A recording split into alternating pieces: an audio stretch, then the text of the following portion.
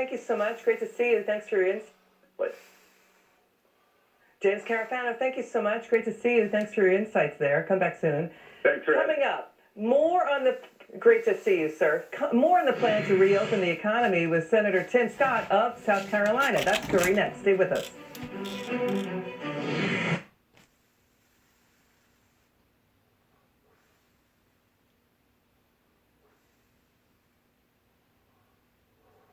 We the people.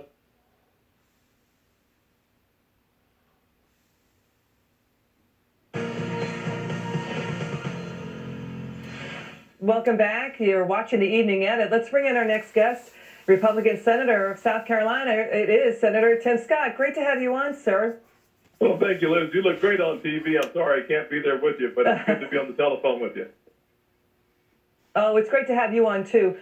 This growing global backlash against China. Now, the World Health Organization leader basically said this to the United States, the administration, stop the politicizing, that's a quote. Stop turning this into a political game because you're going to just create more body bags. The pushback against that, Senator, is it is you who helped China create the body bags in the first place by helping who cover up the outbreak. Your reaction to that fight?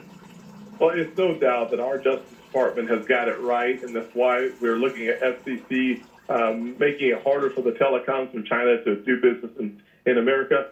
Think about this. The WHO worked in a collaborative fashion with the Chinese to, at the very least, deceive the world as it relates to the severity of this now pandemic. And frankly, they revealed very little to us that we needed to know early on that could have stemmed the tide, saved thousands of lives. But now we're at 1.5 million cases across this globe, in part because of the ineptitude of the WHO working hand in glove with the Chinese.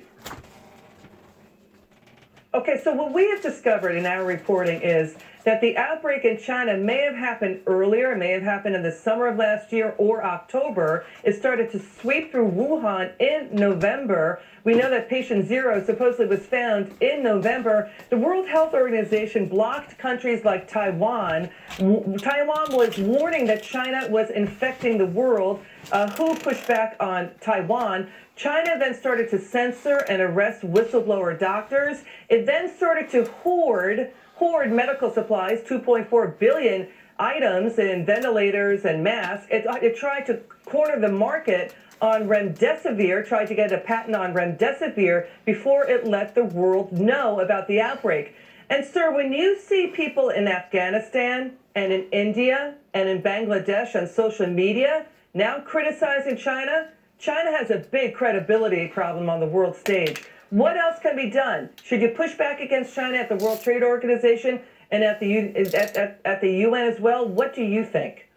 I think the first thing we have to do is take a look at our funding of the WHO. It is important for us to get them called on the carpet and have them become more transparent. I do think that the FCC's approach of looking for ways to basically strip out of our country Chinese telecom sends a powerful, strong signal that we mean business. President Trump's leadership has been fantastic on this issue. He was leaning in when the rest of folks were leaning out on this Chinese situation. I'm thankful for his leadership. Those are two specific things that we could do to bring them to the table and to solve the problem from the onset and move us forward. You know, and here's the other story, too. I want to drill down. It is interesting how now the world is waking up to a humanitarian crisis that's been created by what happened and what continues to happen in China. The world cannot withstand another pandemic out of China. We've been decades at this with what has been going on inside China with its unsafe and gruesome wet markets that are now, reports coming in, reopening up. Here's Facebook users in Afghanistan sharing posts calling for China to, quote, be isolated completely until the Chinese change their lifestyle and, quote, eat things which are normal. Also, people in Afghanistan, Bangladesh, Asia, and in Europe pushing back against China for its poor quality products like COVID-19 testing. Your reaction to that story? We have long suspected that it is very difficult to actually trust any information coming out of China. The fact that we've had more tests done in our country than almost every place else in the world, country by country, suggests that we are transparent. When you're talking about someone who wants to be a global leader, they need to have the same standard of transparency as we do. They should have the same level of integrity as we do. When you hear countries across this world, not always friends of ours, chiming in and talking about how bad China is, it only reinforces the fact pattern that we saw early on. And one of the reasons why we had so many questions about why they wouldn't let our doctors in to help, why they kicked out our press, these are telling signs that China knew up front what they were hiding, number one. Number two, they wanted to have all the cures, all of the information, supplies, and equipment in their backyard, and it slowed down the recovery here in America because we couldn't get our hands on some of the PPE that we had companies producing in China. This is all coming full circle. One of the reasons why I am thankful that President Trump is leaning in. Our DOJ, FCC, and other agencies are calling them to the carpet because this is something that could have at least been mitigated more, if not even slowed down to the point where it may not have had the loss of thousands, tens of thousands of lives here in our country and, frankly, around the world. Yeah. That's right, Senator. I mean, the one study said 95% of this outbreak could have been stopped if China just stepped up to the plate. They built a Potemkin village of deceptions and lies, and they've been bullying the world and bullying who to basically toe the line with what they are doing. Senator, you're terrific. Thanks so much for coming on. Come back soon. God bless. Happy Easter. Okay. God bless you, too. Happy Easter as well. And happy Passover. Next, the bipartisan push behind President Trump's effort to use the Defense Production Act to get medical supplies built here in the United States. Is this the first step to bring back home U.S. manufacturing of medical supplies? That story next. Stay with us.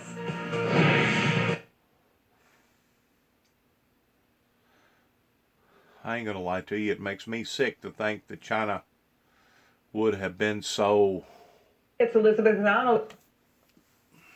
discreet in their affairs over there, knowing that something had broke out this horrendous.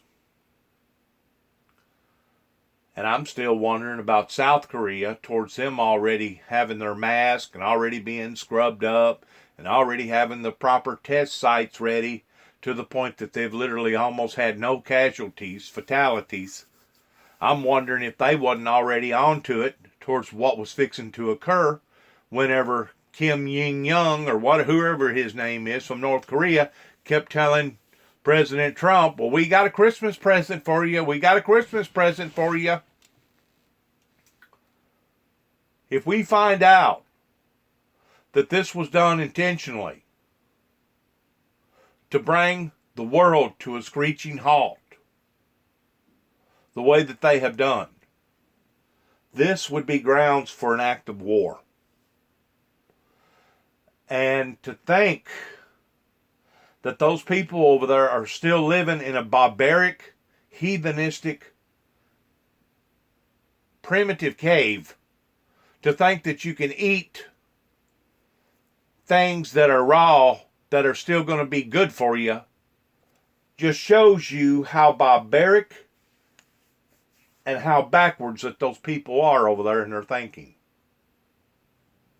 I'm sure it's probably got something to do with the nerve system towards giving you an adrenaline rush whenever you eat something like a raw bat, or you eat something like a raw squid or a raw octopus, and you drink the blood out of it and you eat it raw.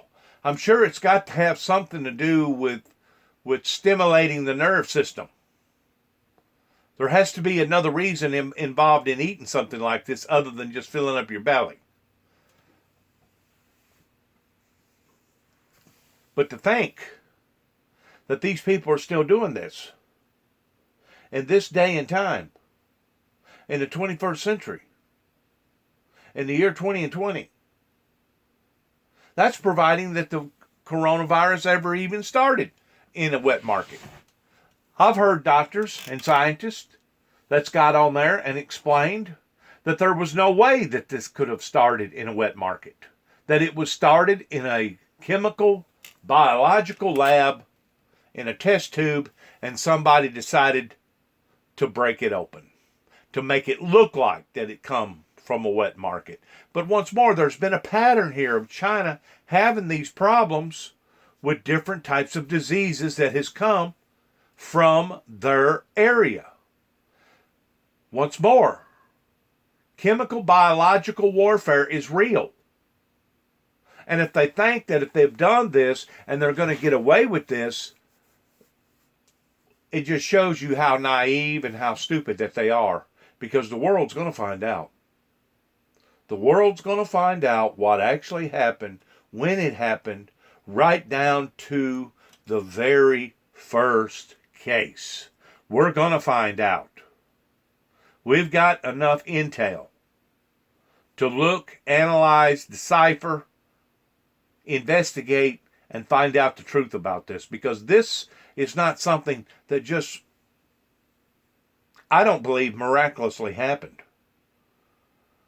It was a demon that got leased out into society that is wreaking society upon to a sickness like society's never seen before. Is it possible that China actually wants to go to war with all 190 something countries at the same time? Is that a possibility? Because if the 190 something countries find out that this was done intentionally versus non intentionally, that may be just exactly what China has on their hands. A war against the global society. And I just can't believe that the CDC and other World Health communications would have been so lax in their responsibilities towards not being transparent to the rest of the world pertaining to what was going on over there. They probably knew that it was going on in this magnitude way before December, the month of December.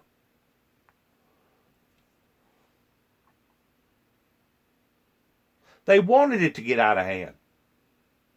They wanted it to become a world epidemic, a pandemic.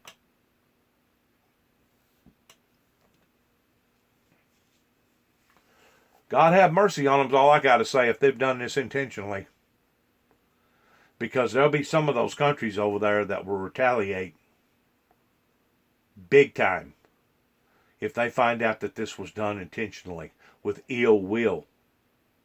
With ill will intent. That's just like premeditated murder. Ill will intent is premeditated murder.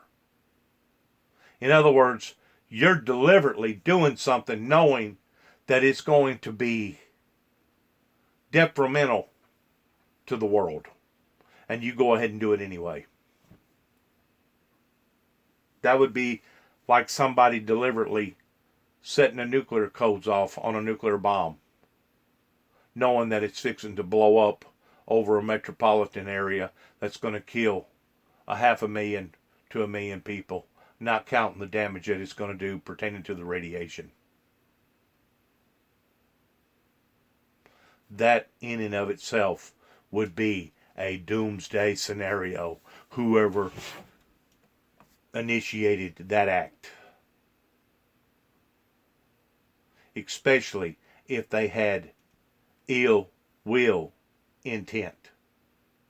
If they intended as a terrorist to bring harm and hurt to that society.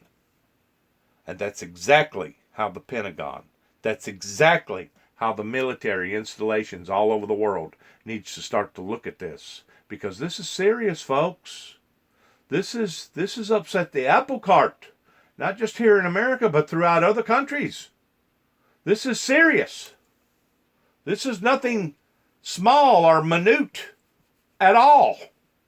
This is probably the most serious thing that has occurred to this country since World War II. This exceeds 9/11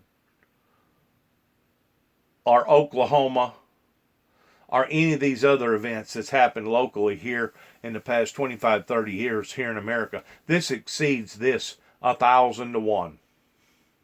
1,000 to 1. So it needs to be addressed in proper form. 1,000 to 1.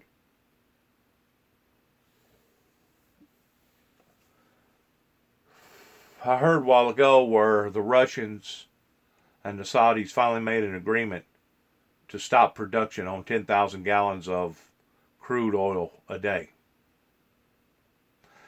You know, of all times for people to be at war towards a pissing contest, towards who can drag out the most oil resources out of the ground, all of a sudden the Saudis got in war with the Russians over an oil contest. Or that's what they claim. Unbelievable what's going on in the world right now that's affecting everybody's life in some form or fashion.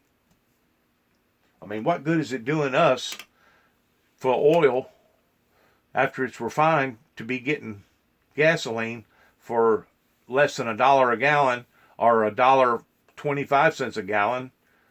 I guess is probably the standard price across the board, maybe a little less than that. But what good is it doing us if the majority of us is staying home? The only thing we have right now is the internet, TV, satellite, and communications. If it wasn't for that, we'd be literally shut out of the world right now. It'd be like all of a sudden we got stuck back into a cave somewhere. So what good is it going to do to drop the prices of the oil, gasoline, diesel, if people ain't driving up and down the roads? Other than maybe a few truck drivers. And a lot of them right now are suffering because they've shut production down. They've literally shut the system down, which has affected the trucking industry tremendously.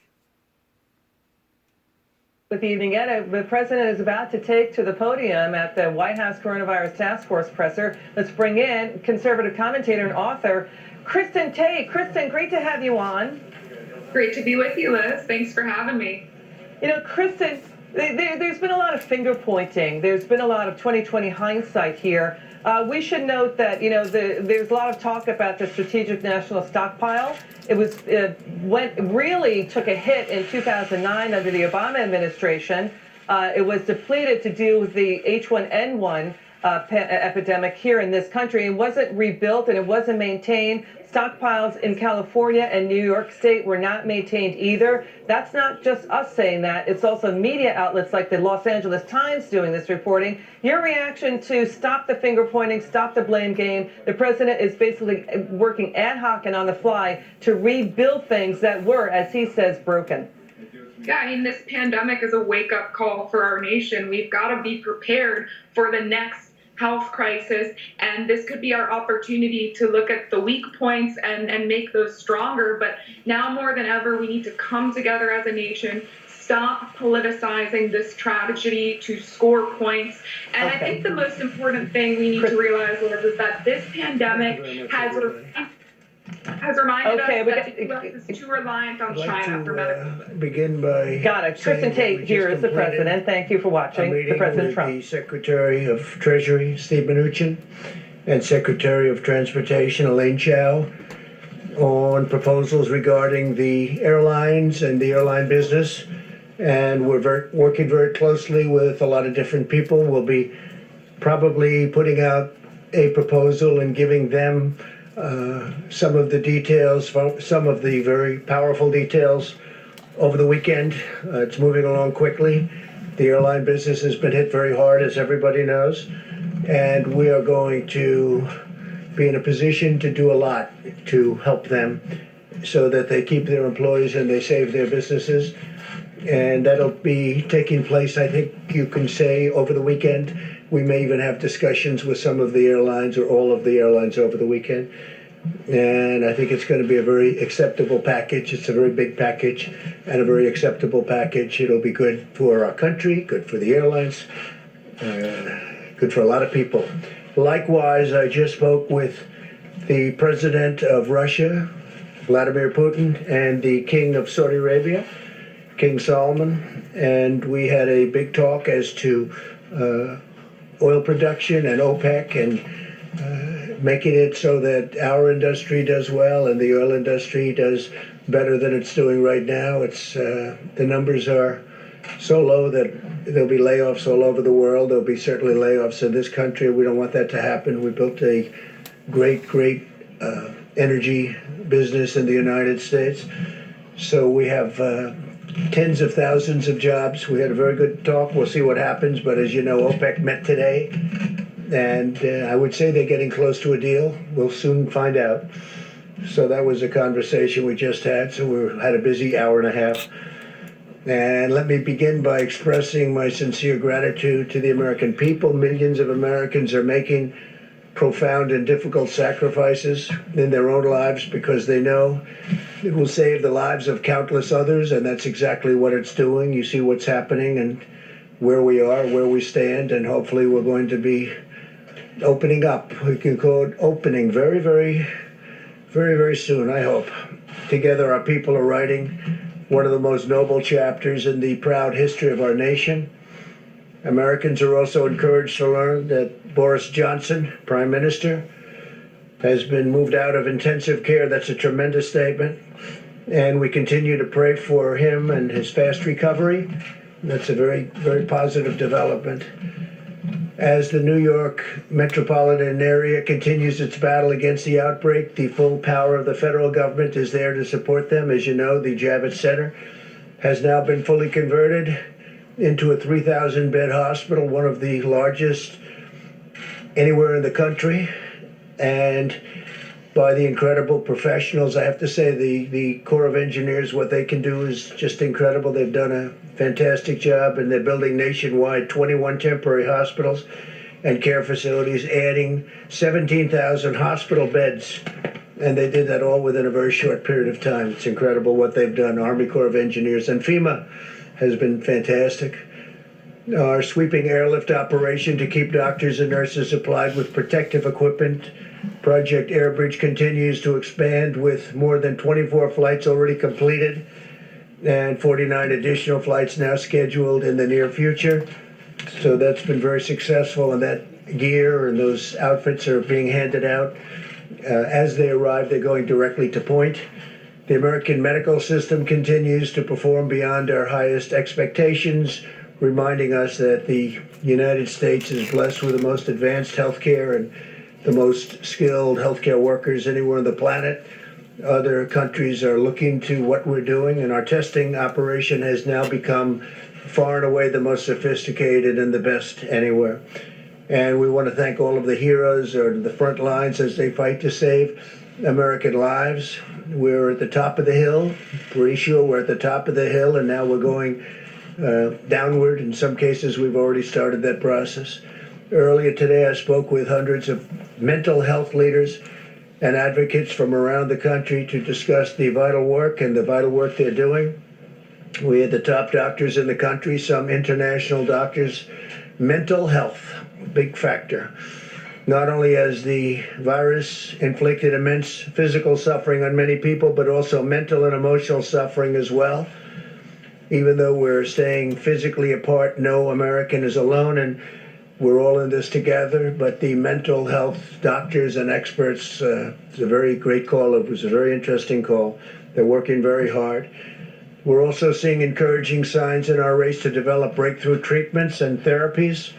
Pfizer revealed today that it has found a promising new treatment that might prevent the virus from replicating, and that it hopes to begin testing in clinical trials very soon. It's going to be very, very soon. They have great feelings for this particular therapy, and they think that a lot of good things are happening. through the FDA's Coronavirus Treatment Acceleration Program. 19 therapies and treatments are now being tested, and 26 more are in the active planning or clinical trial. So we have 19 therapies being tested currently, and 26 more are in the active planning for clinical trials. That's a big statement. That's a lot. Trials for Gilead's anti-rival drug remdesivir continue, and the company has also expanded emergency use for new patients, getting good early results, by the way. The companies that manufacture hydroxychloroquine are massively ramping up production. As you know, many people are recommending strongly Z-Pak be added, the Z-Pak, and also zinc. And the federal government continues to build our stockpiles and distribute millions of doses for doctors to use as they see fit. And I'm pleased to inform you we're just having a lot of good things are happening, but we'll have to see how that all works out. But we've purchased and we have stockpiled millions and millions of doses, and we're distributing it. Some states want it very badly. Michigan, we just sent a lot to Michigan and other areas. I'm reporting today that we passed 2 million tests completed in the United States, first time. Most anywhere in the country. It's a milestone for our country. It's a milestone anywhere. Nobody's done anywhere close. Our tests are highly sophisticated and highly accurate.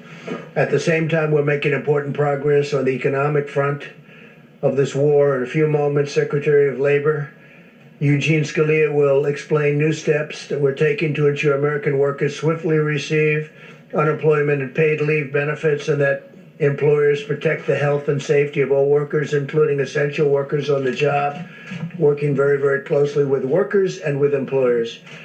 To provide further economic relief, the Federal Reserve announced this morning that it will provide up to $2.3 trillion in support to businesses, states, and local governments. $600 billion in loans will be available for mid-sized businesses with up to 10,000 employees, and $500 billion will be available for states, counties with over 2 million residents, and cities with a population of over 1 million. My administration is also working with Congress to replenish the very successful, incredibly successful, the way it's going, Paycheck Protection Program, which is allowing hundreds of thousands of small businesses to keep their workers on the payroll, meaning it'll keep those businesses open. We need both Democrats and Republicans to come together to get this the legislation completed, and it looks like it's on its way, but we need both. And it should be for people that are working, for the workers. And if you look and you see, we have a lot of people that are affected by that, and it's a very positive development. So we have to get a bipartisan approval of that, and hopefully that'll happen today. The Department of Education is also announcing the availability of more than $6 billion in emergency grant funding to assist college students impacted by the cancellation of classes and the suspension of housing.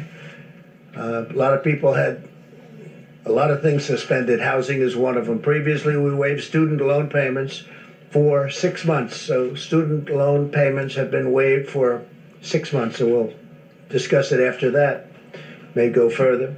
Although this medical war has separated our citizens for a period of time, it's also united our entire nation. I think I can say, like almost never before, Americans are moving forward with common purpose and shared resolve, determined to vanquish the virus and lift our nation to even greater heights. We are supremely confident in the magnificent future that awaits the American people.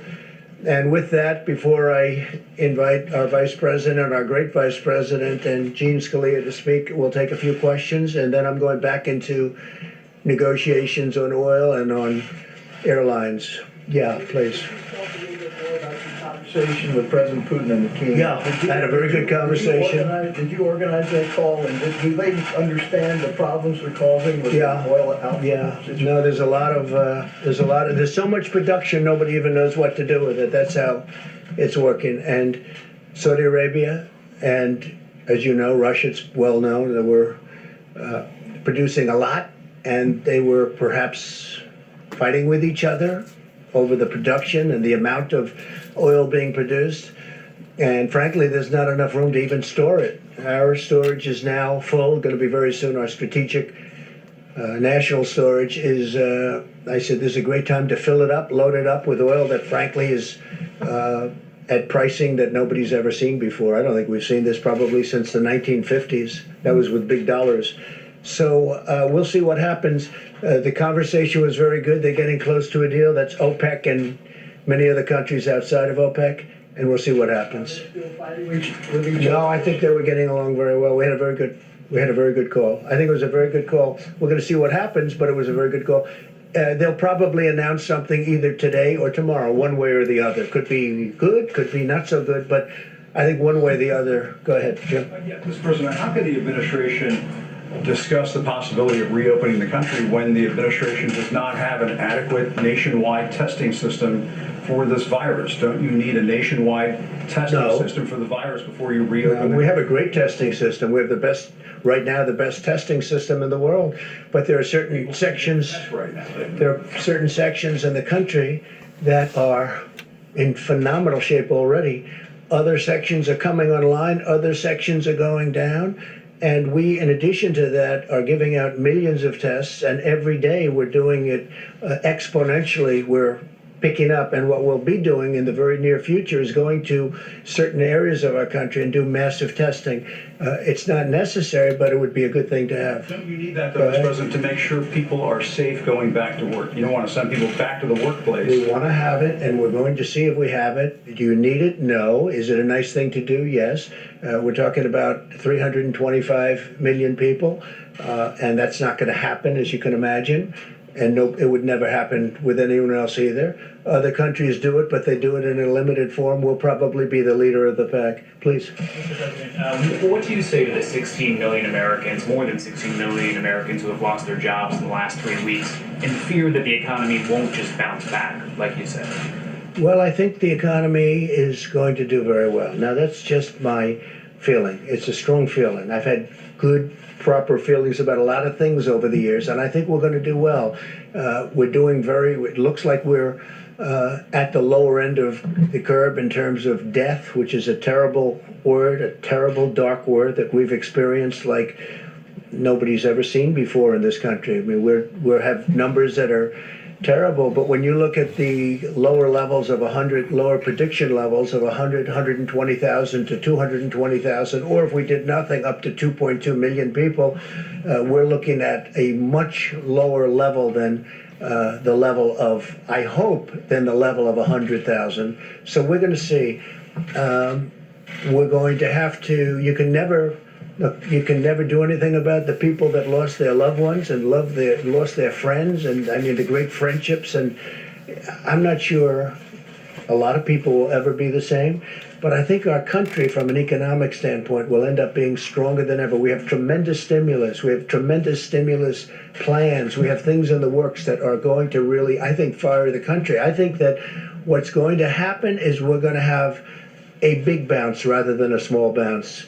But we will be back, and I think, honestly, I think our country's going to be back from an economic standpoint. Again, you can never replace the people that were lost, and to their families, certainly you can never do a thing like that. But we will have succeeded in many ways, hopefully keeping the number way below our minimum numbers, and also from an economic standpoint. You know, we met with the mental health people today, and that takes this has taken a tremendous toll mentally on a lot of people.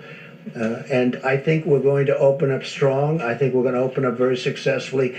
And I'd like to say even more successfully than before. Please. Thank you, Mr. President. Oil is trading today at about $23 a barrel in New York. Where would you want to see the price? Do you want it at $30, $40, $50 a barrel? Well, I want to see it where there's a certain market, but I also don't want to see it where people have no idea. You know, we'll be opening up areas for storage of oil, massive areas for storage of oil, because oil today is not selling.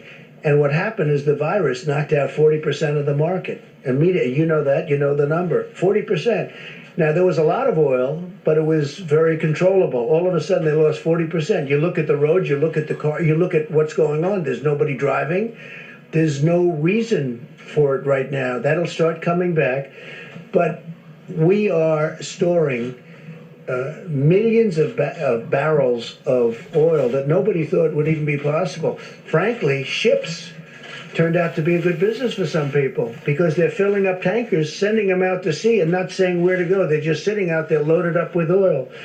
So we want to save our energy in this country. We want to make sure that our energy companies, businesses, and employees, workers, remain strong. So that's how I'm involved. And I think that's going to happen. So right now, if you look, you're probably talking 23, 25. If they announce a deal, we can get it up. We need a minimum number so the companies don't go out of business. So they're not going to lay off all of these energy workers who are important to our country. And, you know, we're now energy independent. We could do something where we only used our oil.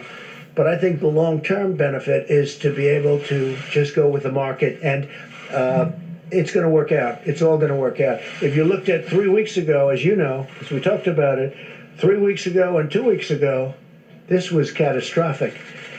I think it's really hitting bottom, and I think that, I mean, we've had a bottom, but now at $23 and $25 and probably heading up.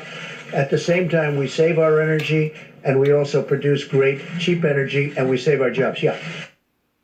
I'm going to bring up a point that the president hasn't brought up about pertaining to storing all this massive amount of oil on all these tankers. I have tried to use the analogy of a bowl of water on a small scale.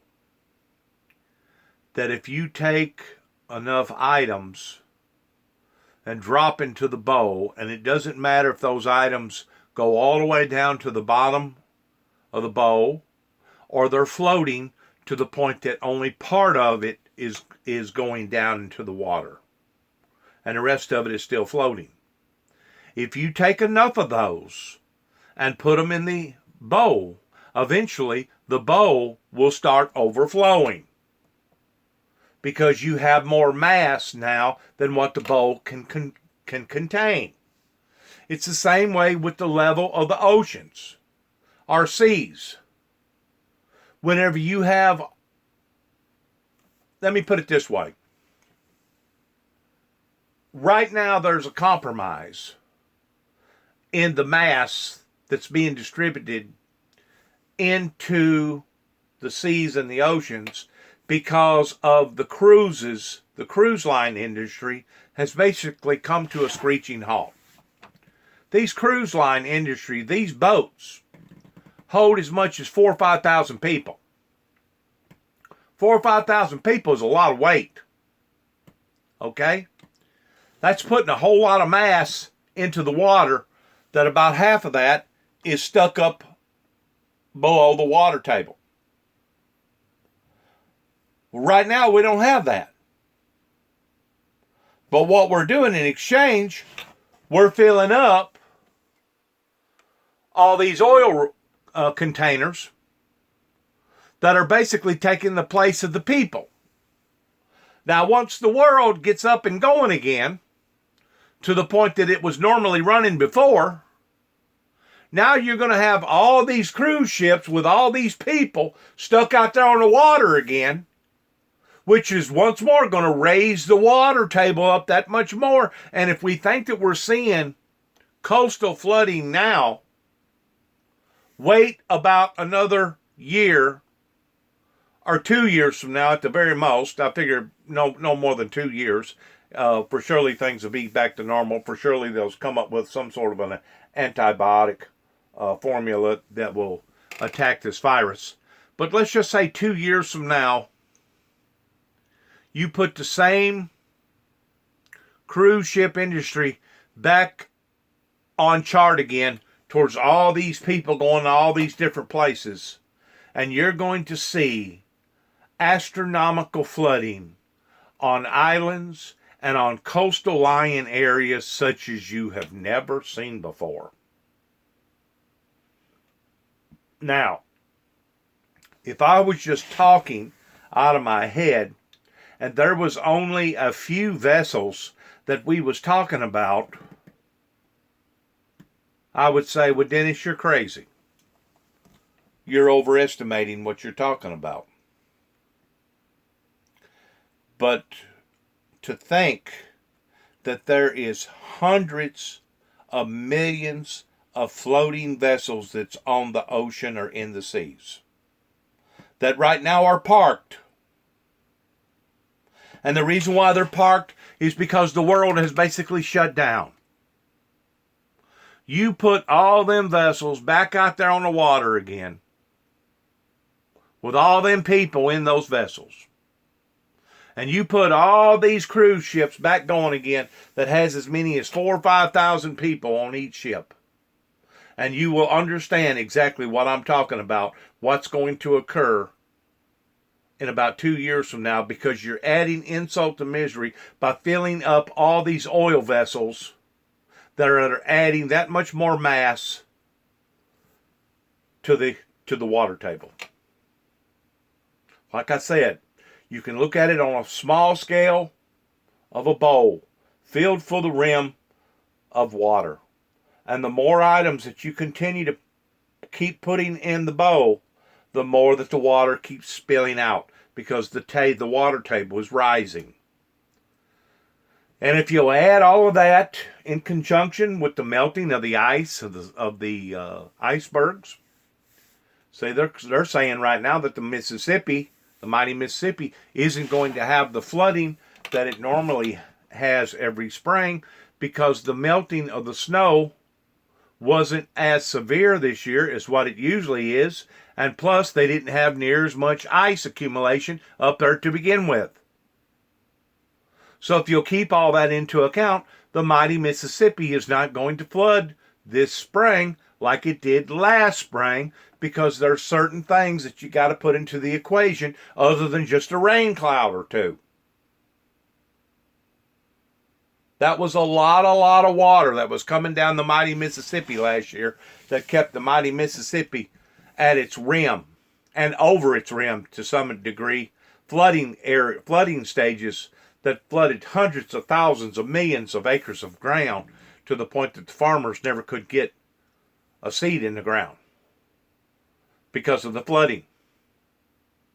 That's what occurred last year pertaining to the mighty Mississippi. This year, the dynamics have changed. There's not as much snow, and the snow that is up there isn't melting quite as fast. Okay? Everything affects everything. And that's what the president don't realize. Whenever you're talking about filling up all these oil vessels, and then eventually you're going to put all these vessels that people, shrimp boats, and all these other types of luxury boats, as well as your cruise line boats, as well as your shipping industry that's moving cargo back and forth. I'm pretty sure probably part of that's still going. Hasn't all of the shipping industry stopped?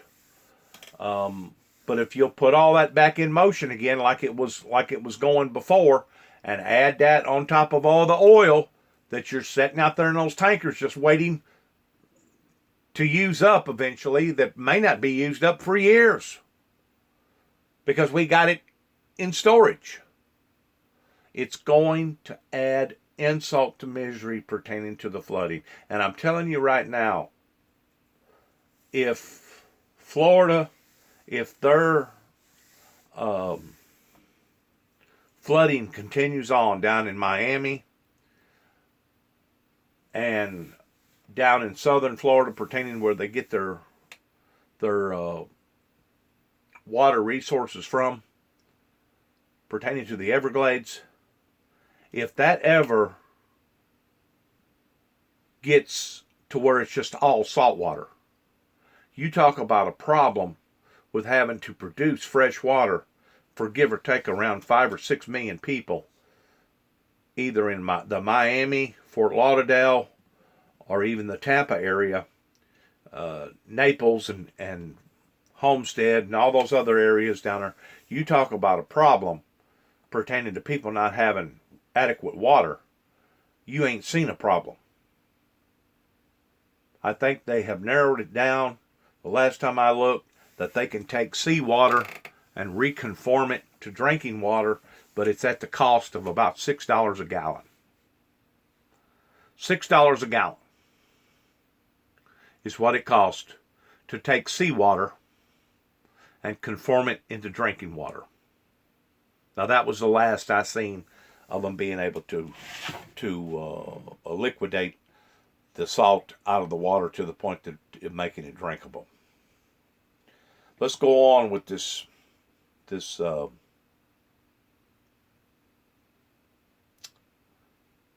White House briefing here and see what else that he's got to say. But according to my understanding, you've picture this is Fox Business News here that was probably documented.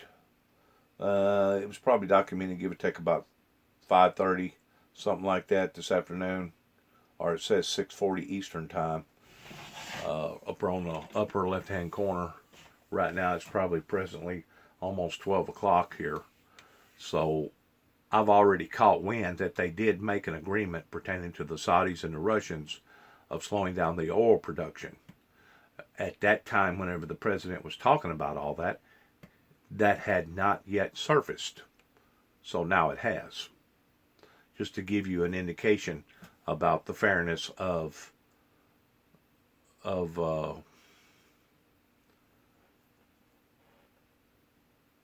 good journalism as far as honest news.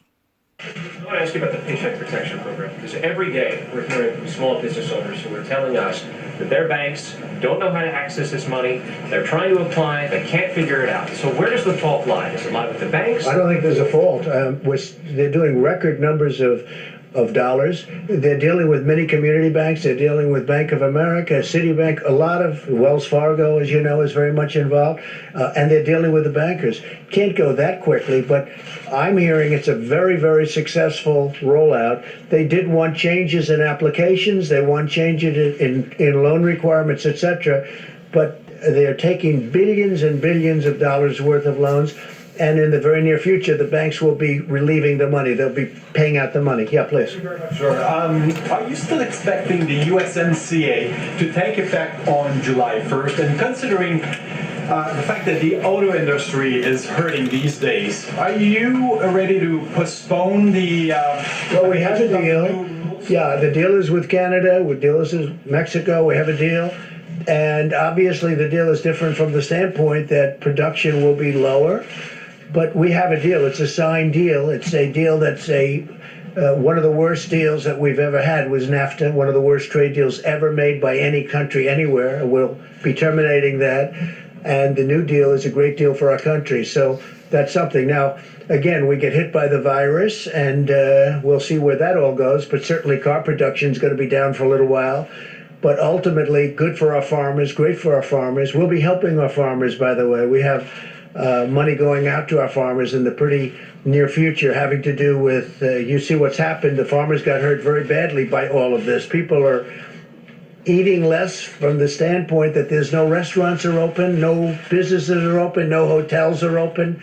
They'll start to come back, but we're going to be helping out our farmers. Yeah, please. Go ahead. Thank you, sir.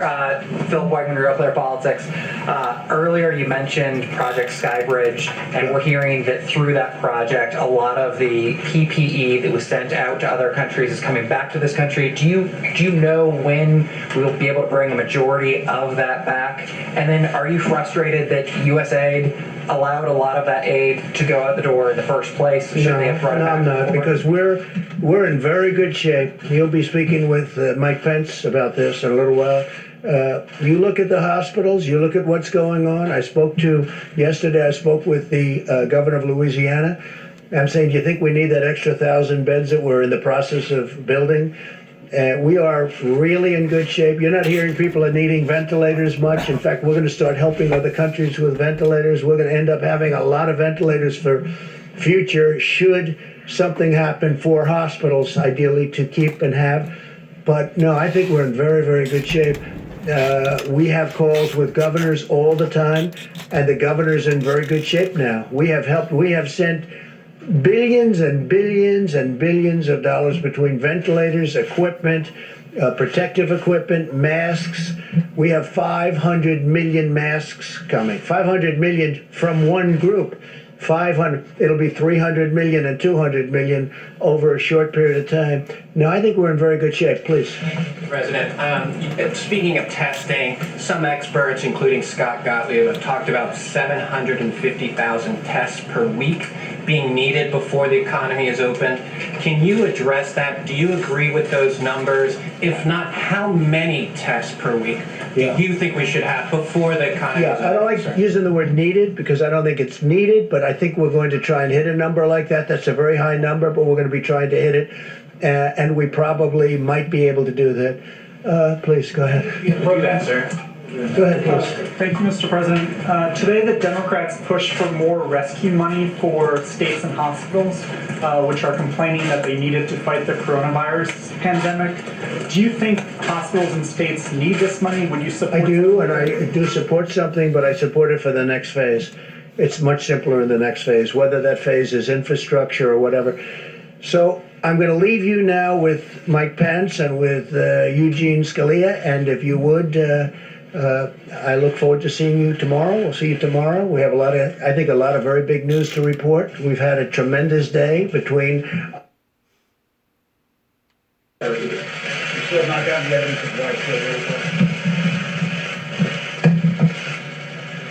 Well, good afternoon, everyone. At the present moment, we have now cleared more than 2 million tests across the country. And I'm pleased to report we're testing more than 100,000 people a day now. But we're working around the clock to scale up the new types of tests that the FDA has approved in record time. And every American can be confident that we'll continue. I'm going to move this forward. Not that what he's saying isn't important, but he's basically just going to repeat what the president has to say. But I am interested in what this other guy is going to have to say. So bear with me just for 1 second, please, until we can address this other individual. Hiring tens of millions of supplies that are being brought into a distribution system organized out of FEMA and focused on the areas most in need. We're also bringing real innovation, and at the White House Coronavirus Task Force today, we tasked the FDA and CMS to review the feasibility of allowing hospital workers to use cloth gowns for performing procedures. It was observed that 20 years ago, most physicians and most surgeons wore cloth gowns every day and laundered them, but it's transitioned to disposable gowns. I'm going on.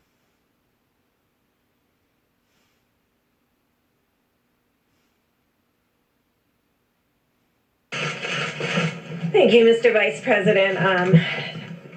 So I wanted to cover today not only what we're seeing across the United States, but some of the testing data to assure from the prior question, if we're testing, I'm sure you're following our numbers every day, and the amount we're going up, about 118,000 to 120,000 per day are being tested.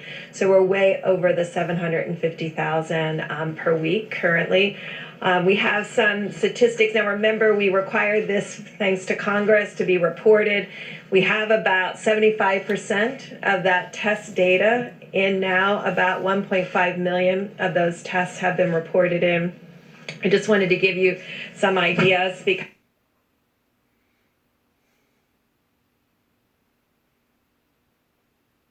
making sure that we're addressing those. I had a series of great calls with about 17 states that are in our more rural. I'm Elizabeth McDonald. You're watching the Evening Edit on Fox Business. Well, that does it for us. Thank you so much for watching. Join us tomorrow night as we stay on this developing story.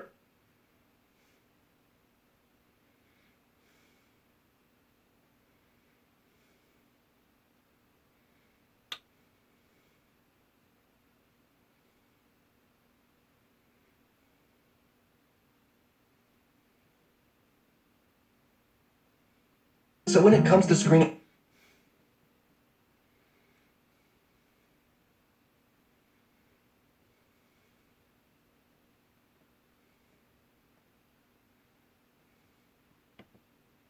Not at all. It's just a regular part of life. It was. There is some improvement, but way too soon to. Well, it looks like they've cut that off. I'm sorry to my viewers. I thought that I was going to be able to hear that individual talk. Sorry about that. To back off from the controls in place, as you said. Well, it was interesting to see people out and about. Last time it was sunny there, and it's going to be interesting to see if they do adhere this time. I mean, more broadly though, you had the UK's chief scientific officer, Sir Patrick Vallance. He said he would expect the number of deaths to keep going up for at least a while. Is that what you're hearing? Yeah, no, he said a couple of weeks. When they're looking at the graphs that they're presenting at their daily briefings, track things like deaths, but they also track hospital admissions and the number of people going into ICU. So over the past couple of days, we've been told that ICU admissions and hospital admissions as well, the numbers there are they're not plateauing, but they're not going up as steeply as they were before. But the details of where it's the worst, frankly, they just have to trickle up through the seams. We don't have a national response, and so we don't have national information. And so you look at local coverage sometimes to find out where things are at their worst. This was local news coverage today, for example, from Hayward, California. Coverage of a local nursing home in Hayward where of the 35 residents who have tested positive in that facility, 6 have already died. Staff has started to test positive at that facility in pretty good numbers as well. I only came across this local news report today because Hayward is the city in California where I was born. It's right near where I was born and where I grew up. And so this happened to catch my eye today, this tragedy in Hayward, California. But just try this. If you have some spare internet access, if you have a few minutes, look around at the local press where you grew up, or where you were born, or where your parents live now, or where your grown kids or grandkids have moved off to. Just pick a place somewhere in this country. Pick the last American place you went on vacation. Or pick the last town where you got a speeding ticket when you were driving on some cross-country trip. Pick anywhere in this country and look at the local press there. And I will tell you, what you will find, more likely than not, is a story, at least one, about a nursing home, an assisted living facility, a long-term care facility, a group home for adults with disabilities, a soldier's home for elderly veterans. You will find at least one local story about a congregate living facility, particularly for disabled or elderly Americans, where they've got cases, where they've got deaths, where the staff is testing positive, and they've got profound worries, and they do not know what they're going to do. I mean, just pick it anywhere. I mean, here's Kentucky just tonight. COVID-19 spreading quickly in dozens of Kentucky nursing homes. 152 infected, 16 dead. Here's the Seattle Times. Coronavirus spreads to 163 long-term care facilities in Washington state, killing more than 200 people.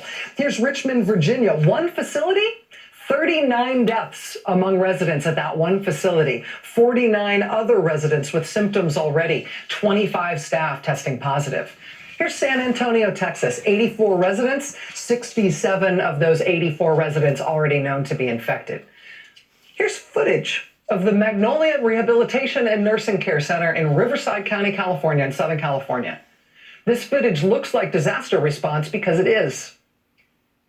What this shows is the one-by-one evacuation of all of the residents in that facility. They found out that of the 84 residents in that facility, at least 34 of them were positive. And the staff was starting to test positive too. And when most of the staff just started not showing up, when the staff just didn't show up to staff that facility for 2 days in a row, first they sent in nurses, they sent in extra medical care workers to try to bolster capacity at that facility to keep people alive. But when too much of the staff just didn't turn up 2 days in a row, they called it off. They evacuated. The patients were taken one by one to other facilities they will find for them somewhere in Southern California. talking about maybe even some of them will go to the Navy hospital ship, the Mercy, that's in Los Angeles. In other words, they shut the facility down because there wasn't enough nurses and doctors to keep it accommodated. Wow.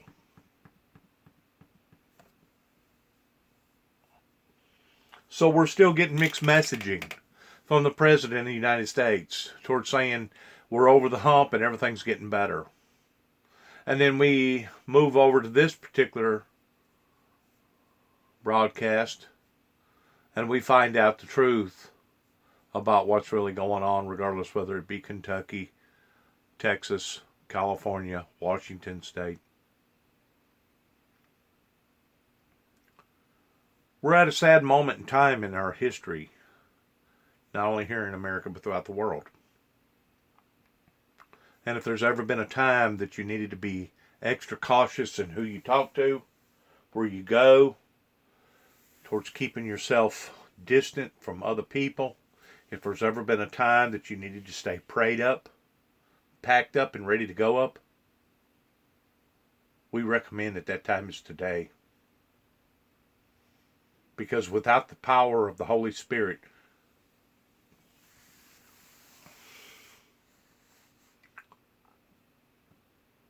life on this planet could very well be very, very short for a great deal of us, including myself.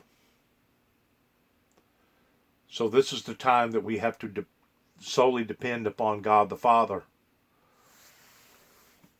towards protecting us and taking care of us pertaining to this invisible enemy.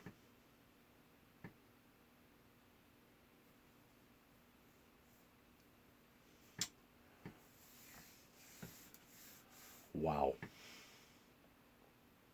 The crisis of coronavirus ripping through American nursing homes and American long-term care facilities. That is everywhere. That story is ubiquitous.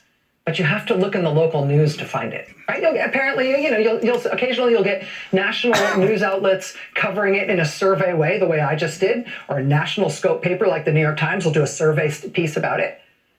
But look in local news outlets.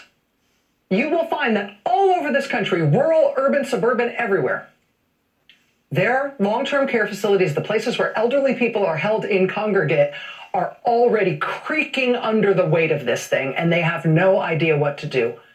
The crisis in nursing home and long-term care facilities will account for a huge swath of the American death toll, unless something is done to address this systematically. I mean, there is as yet no national help for this. There is no national strategy for this. There's no national information about this. You literally have to follow local news outlets around the country to try to get your arms around it. But without a federal response to speak of on anything, let alone on this, the most acute crises for the most vulnerable people, it's just part of the scramble. We need to do just as citizens to even follow what's happening in our country, to follow who's dying and who's most at risk of dying and who needs help and who's trying to keep people from dying and doesn't know how to do it, doesn't know how to staff these facilities safely now that the staff is testing positive too, now that the staff is sometimes not showing up. So we're trying to follow it. That emerging disaster in every state in the country, we're trying to follow it. One of the other ways we're trying to follow the real contours of this catastrophe, despite all the happy talk from the White House, is that we've been trying to make contact with individual health providers in different parts of the country to have them just let us know some of what they're facing. Like, for example, this doctor, chief medical officer of his hospital in Newark, New Jersey, interviewed here by WNBC. He says that, as anticipatory and hopeful everybody is about curves starting to flatten and things starting to ease up, at least at his facility in Newark, that's still just hope. He says it's not happening there, at least not yet, and they're pretty sure they know why.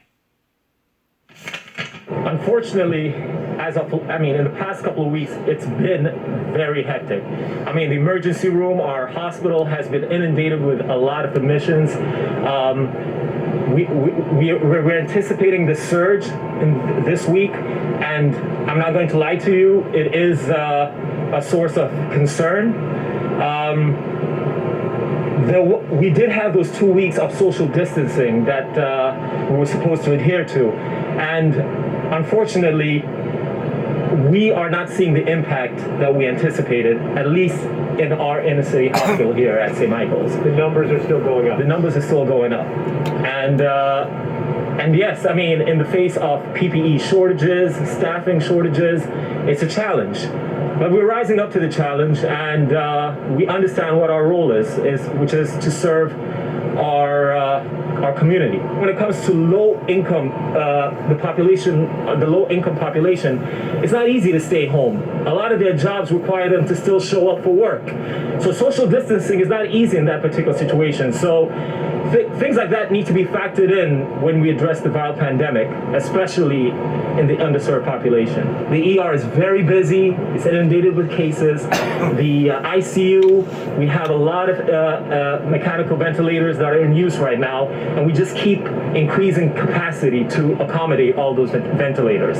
But we're rising up to the challenge. I mean, we're ready for this, and I think the community as a whole is ready for this. And my only message out to, again, the people in Newark and everywhere else, practice social distancing. Practice social distancing. Take it from him if no one else. That's a doctor in Newark, New Jersey. Here's a nurse in southeastern Michigan.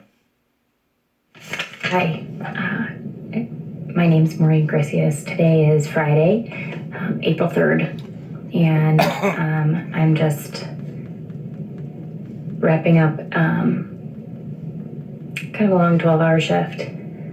This was last week, last Friday. I'm feeling a little bit defeated tonight. I was really hoping that one of my patients was going to be taken off a breathing machine today, and it didn't happen. We had another death today that the whole ICU took pretty hard. So that was tough. The last 2 days have been hard, and there's been so much anxiety. We're still watching as patients are just becoming critical so quickly. I don't know. One of the nurses I worked with today walked around and just told jokes all day because we've just been crying so much. She just wanted everybody to keep laughing and keep moving. And so that's what we're doing. And that's what I got for today. We're just gonna keep moving. April 5th, Sunday. Today I worked in the ER. The situation and the heaviness, the impact of all of it on the workload and the emotional toll that it takes, and just looking around and seeing my colleagues, my team, who've looked tired. But there's the other side of me that is hopeful. Hopeful that maybe social distancing is starting to make a difference. That maybe all of the people who are listening to the guidelines and following them and staying home are saving lives. I hope so. I think I'll hang on to that today. She is in Michigan. I should tell you, today, Republicans in the Michigan state legislature started advocating that Michigan should loosen up some. Start loosening up these stay-at-home orders. They're such a drag. Why would we want people to be stay-at-home right now when their healthcare providers are coping with that? One of these frontline providers who we have been talking to, one who has had coronavirus himself and fought it off and come back to work himself, had a really big response to some footage that we had of him within the last couple of days. He's going to join us live here next, and you will want to meet him. He has an incredible story. Stay with us.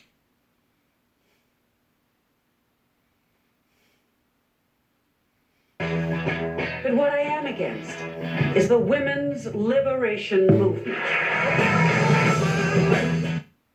Who controls investment in public healthcare? Certainly not me. But Kizo hopes that the pandemic will show the elites and leaders what the rest of Africa already knows. If we felt we could sit down in our bubble, in our little comfortable bubble, and just coast through life as people, no. This crisis has shown us that you can't sit down in that bubble anymore. You can't.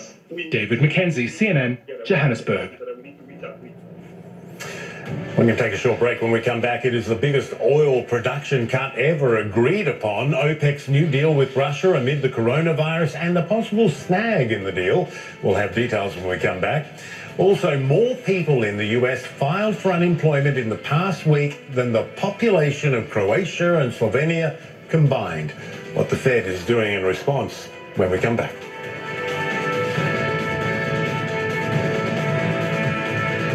Corona.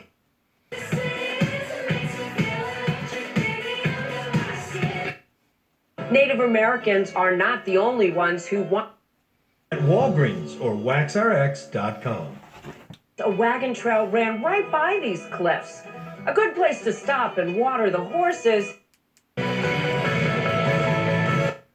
When you started talking and got all excited, I thought, oh, maybe this is my next cousin's Maine lobsters.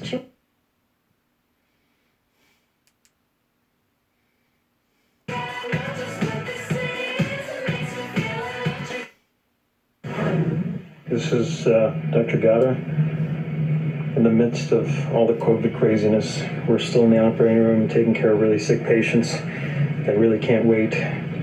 Being very careful about conservations of PPE, reusing masks, and some occasions gowns, and sometimes not leaving the operating room to take a bathroom break because we don't want to waste our gowns. I'm proud to work here. Proud to work here. That dispatch from the front lines came to us from Dr. Prakash Gata, who is a surgeon at MultiCare Tacoma General Hospital in Washington State. We played that clip from him on the show last night, and it hit a nerve. We got a big reaction about the footage that we showed of Dr. Gata. Dr. Gata is an esophageal surgeon, which is not only something I can't do, it's something I can barely say, and I've been practicing all day. He's an esophageal surgeon. Maybe, I think that's the way you say it. He specializes in robotic surgery, which is impressive just on the face of it. But consider, too, how he got to this point. As a child, Dr. Gata and his parents and brother were refugees. They fled Kuwait during the Iraqi invasion. They later emigrated to the U.S., whereupon he literally grew up to become an esophageal robotic surgeon. Now, with that remarkable life arc, he can also say that he personally survived becoming infected with COVID-19.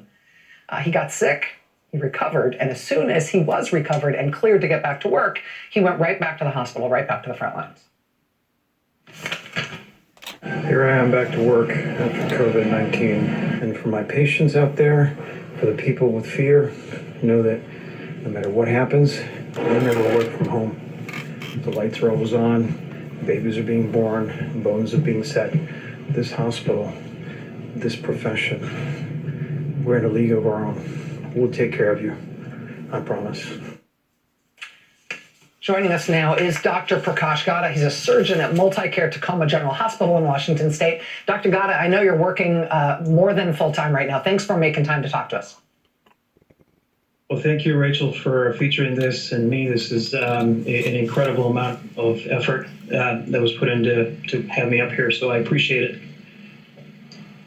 Well, sure. I'm happy to do it. Tell me, Doctor, there's a lot of different things I want to ask you about, but first, because you're practicing and working right now in Tacoma, and because the whole country has been watching Washington State deal with early cases, deal with large numbers of patients coming in, let me just ask how things are in your hospital and what your daily workload's like these days. So that's a great question. If there's any silver lining from the tragedy in the nursing home up in Kirkland, is that it allowed our local, state, and local leaders, as well as our healthcare administrators, to prepare for the pandemic better or earlier than the rest of the country. It allowed us to sort of raise our awareness, not just amongst the planning side, but from the healthcare provider perspective, to be able to be ready mentally and physically for this onslaught that was about to come. So because of that, and because of the scientific modeling that has been used, we have been able to flatten the curve. And by that I mean, which is a goal the rest of the country has aimed for. Flattening the curve basically has allowed the hospital system to not get overwhelmed. So it has allowed our capacity within our hospital system to manage our patients, the incoming flood of patients, to be well matched, so that therefore a long answer to your question is we have been able to manage well enough to the point where the field hospital that was being built in Central Lake Stadium, our Seahawks Stadium, is being dismantled and removed and moved to a different part of the country. So and from a planning perspective, that has worked, and we have to commend our healthcare administrators and our local and state leaders for taking the lead on this. One of the things you talked about in one of the clips I just showed of you was even in the operating room, even in the context of surgery, you're having to be mindful about conserving personal protective equipment, gowns and face masks and the other things that you and your colleagues use to protect yourselves from getting infected. I imagine that everybody is in a protective mode toward that type of equipment right now. But is it critical right now in terms of the amount of equipment that people have and what you and your colleagues need to keep yourself safe? So it is critical, and we have been making sacrifices in terms of the utilization. It has forced us to rethink how many times we use PPEs and masks, how frequently we change gowns or masks, and how infrequently we actually need to do that. Primarily because of our concern about have we peaked or have we not peaked? We don't know what the next week or the next day is going to look like. So the underlying aspect of our daily lives has been determined by our continual fear that we may be okay today, but we want to plan for tomorrow. A lot of what medicine is, and even surgery, is essentially planning for the worst case scenario. So everyone is very mindful. In the operating room, we have nurses literally guarding the boxes of masks and being very conscientious about when and if we need to use things. Now, your situation is different than some of your colleagues in a material way because you yourself got sick. You yourself have been infected with COVID-19 and survived it and recovered. I imagine that the idea that you may have immunity to getting further to being infected again must change your whole mindset in terms of how you're approaching your job now. This, again, a great point. This is the reason I felt that this was an important message, because there is no good way to describe the amount of anxiety a healthcare worker such as me, or the nurses, the environmental service worker that comes to work, the unsung heroes of this hospital and of medicine in general. There is no way to describe the fear and the anxiety you would have of coming to work, knowing that there is a disease out there that's an invisible disease that may actually take your life. I've never served in the military. The closest I would ever come to serving in uniform for this country is to do the job that I am doing today. And by that I mean, I liken it to listening to the whistle as you go up over the trenches to face the enemy bayonet, that nervous fear that you would have to know that to do my job, to save lives, to follow my calling, it may take my life. But yet, people show up to work. The degree of selflessness that people have demonstrated have really been reinvigorating for me, for my profession, and why I do this. I stand on the shoulders of giants, and I stand alongside the most fearless people I've ever seen. Dr. Prakash Gada, surgeon at MultiCare Tacoma General Hospital in Washington. Sir, thank you for your work, and thanks for taking time to talk to us about it. I really appreciate you doing it. I hope you'll stay in touch in these coming days and weeks. Thank you, Rachel. This is a great honor. I appreciate it. Appreciate it. All right, thanks. We got much more to get to tonight. Stay with us. Standing on the shoulders of giants. Unbelievable. Coming from the Windmill Ministries, good luck to all of us.